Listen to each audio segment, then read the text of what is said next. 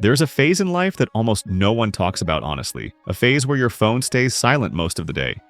No friends constantly calling, no relationship waiting for your attention, no busy social calendar pulling you in different directions. And when you find yourself there, it can feel like you somehow missed life while everyone else moved forward. At first, it feels uncomfortable. It feels like you're standing still, while others are surrounded by laughter, relationships, and endless conversations. You scroll through social media and it looks like everyone is living a complete life while yours feels paused. But what most people fail to realize is that silence in life is not always emptiness.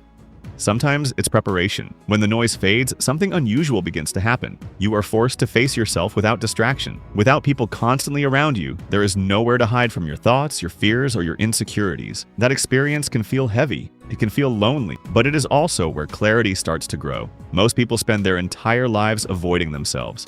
They stay busy not because they are fulfilled, but because they are afraid of stillness. They jump from friendship to friendship, relationship to relationship, trying to escape the quiet moments where they would have to confront who they really are. But when you are alone, those moments arrive whether you want them or not. And strangely, that is where real self-awareness begins. When you don't have a social life to maintain, you stop performing for others. You stop shaping your personality just to fit into conversations.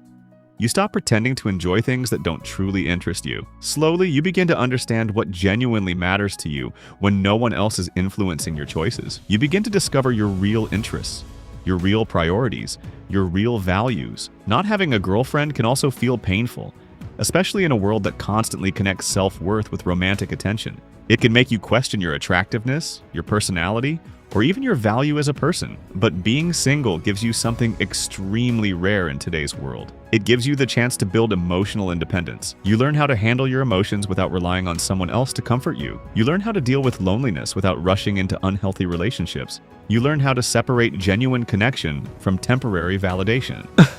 That process is not easy. It requires patience and emotional discipline, but it builds a level of strength that cannot be developed inside constant companionship. When friendships are absent, another transformation begins. You can no longer rely on group identity to feel confident. You cannot borrow energy from social gatherings to distract yourself from your insecurities. You are left with a choice. Either allow loneliness to weaken you or use it as motivation to rebuild yourself from the inside. Many people never take that second option.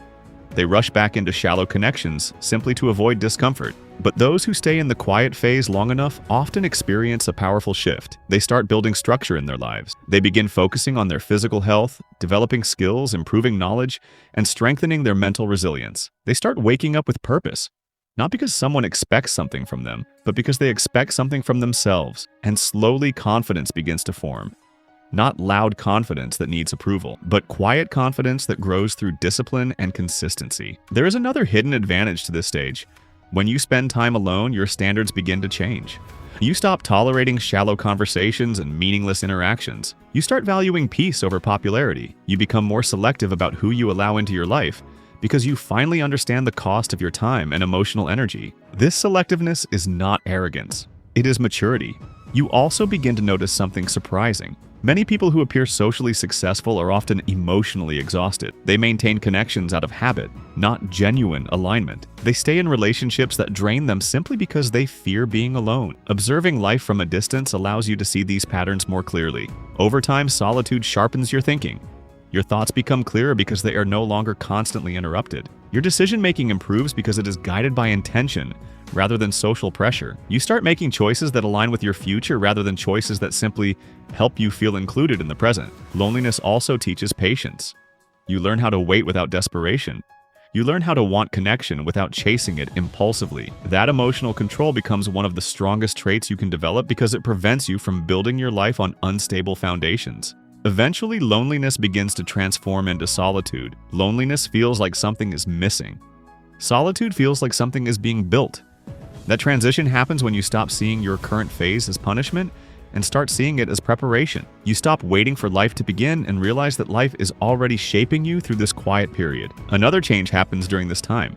You stop comparing your timeline to others. You begin to understand that life is not a race where everyone must reach the same milestones at the same age. Some people build connections early but struggle with identity later.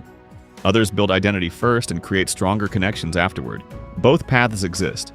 But building yourself first creates stability that lasts. When you become comfortable being alone, rejection loses much of its power over you. You're no longer terrified of losing people because you already know you can survive without them. That realization changes how you approach relationships. You communicate more honestly. You walk away from disrespect more easily. You stop negotiating your self-worth just to avoid loneliness. This stage also improves emotional intelligence. You become better at recognizing your feelings without being controlled by them. You understand sadness without letting it define you. You experience desire without letting it push you into poor decisions.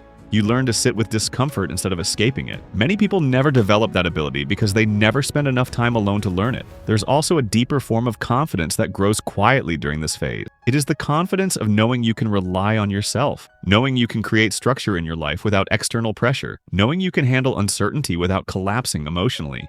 That type of confidence is incredibly attractive, not just in relationships, but in every area of life. Eventually, life begins to open up again. New friendships appear. New opportunities arise.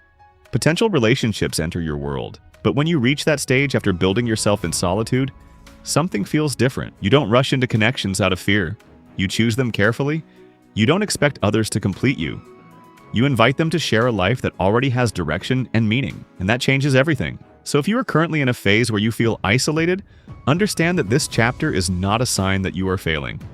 It may be the exact period where your strongest foundation is being built. Growth often happens quietly, without applause, without recognition, and without immediate reward. But it creates strength that lasts far longer than temporary attention or shallow companionship ever could. One day, you may look back at this silent period and realize it was not the time you lost yourself. It was the time you finally found who you were meant to become.